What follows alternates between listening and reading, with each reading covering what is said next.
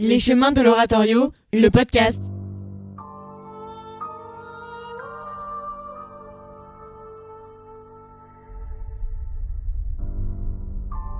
Troisième épisode, musique mixte, électronique et genre oratorio.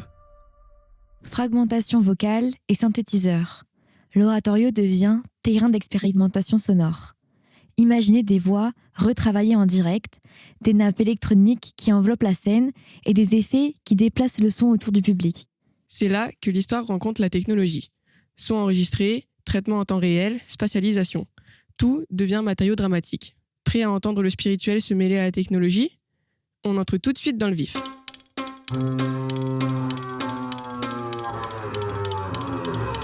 Early and late. Dans les années 50, deux révolutions sonores se tiennent presque face à face. À Cologne, le studio du WDR travaille l'électricité du son. On y génère des sons purs, synthétiques, pensés dans le domaine de l'électronique. À Paris, au GRM, Pierre Schiffer invente la musique concrète. On enregistre des bruits du monde, moteurs, voix, sons d'objets.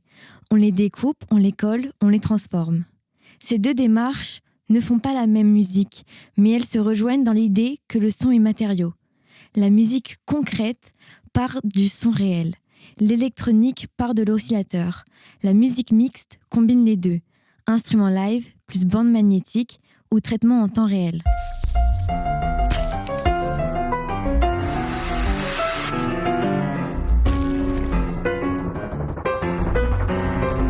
Des pièces comme Gesang der Jünglinge de Stockhausen ou Poème électronique de Varèse montrent combien ces techniques ouvrent de nouveaux espaces sonores. Voix traitées, nappes synthétiques, sons spatialisés qui tournent autour des auditeurs.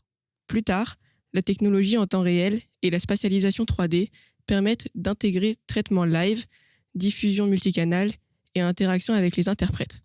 En clair, l'électroacoustique transforme le bruit en musique et la musique mixte transforme la scène. La voix, l'orchestre et l'électronique deviennent une seule matière dramatique.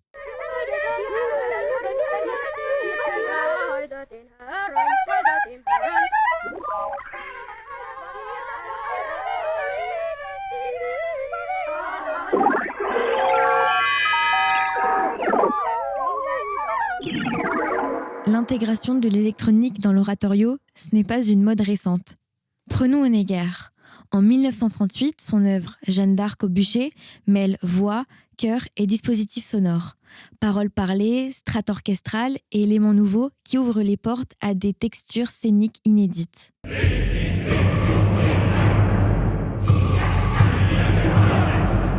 Qui se propose pour juger Jeanne d'Arc. Ensuite, Franck Martin explore la dramaturgie religieuse en poussant le format de la passion.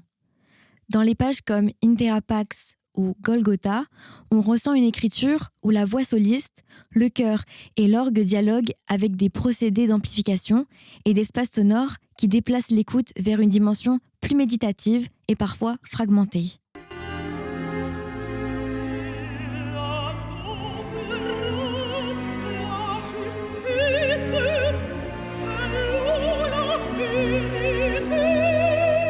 Messiaen, lui, porte l'imagination sonore plus loin. Dans La Transfiguration, il sculpte les paysages sonores peuplés de chants d'oiseaux et d'un sens aigu de la couleur orchestrale.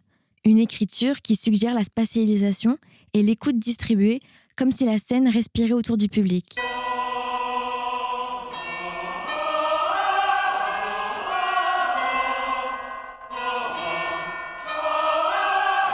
Puis viennent les ruptures plus radicales. Penderecki, avec sa passion selon Saint-Luc, bouscule les attentes. Langage atonal, masse sonore percutante, effets dramatiques qui renouvellent l'attention collective. Sa musique prouve que l'oratorio peut être un lieu de choc sonore et d'expérience extrême.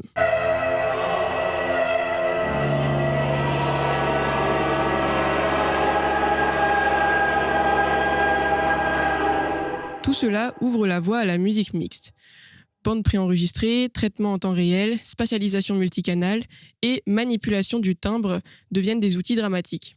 La voix peut être doublée, filtrée, déplacée dans l'espace. L'orchestre dialogue avec pistes et machines. Le public se retrouve immergé dans une matière sonore composite. Concrètement, L'électronique élargit la palette dramatique sans remplacer la voix ni le chœur. Elle les prolonge. L'oratorio moderne devient alors un théâtre du son où tradition et technologie conversent pour créer des formes nouvelles, parfois déroutantes, souvent très puissantes et inspirantes.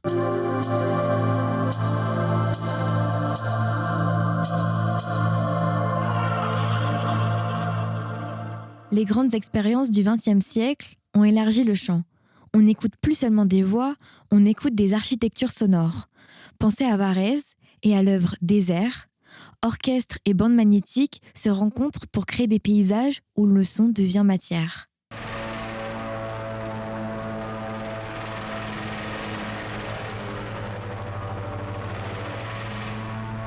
Ligeti, avec ses textures microtonales et ses masses chorales, repousse les limites du timbre et de la densité.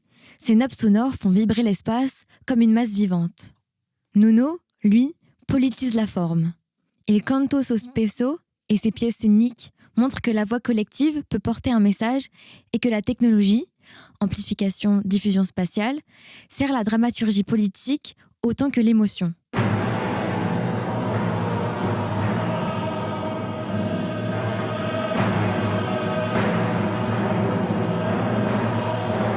Ces héritages changent la façon de penser l'oratorio. Le résultat peut être monumental, des œuvres qui occupent l'espace comme des cathédrales sonores, où chaque son trouve sa place et déplace l'auditeur. Autrement dit, l'oratorio contemporain emprunte à la musique mixte pour inventer des formes nouvelles, plus immersives, plus engagées, plus physiques. À l'arrivée, chaque proposition peut devenir une cathédrale électroacoustique. And the chances of him ever seeing anybody that he knows or even lower, so he's making up his mind to just go. Let go, just go, let go, just go, let go, just go.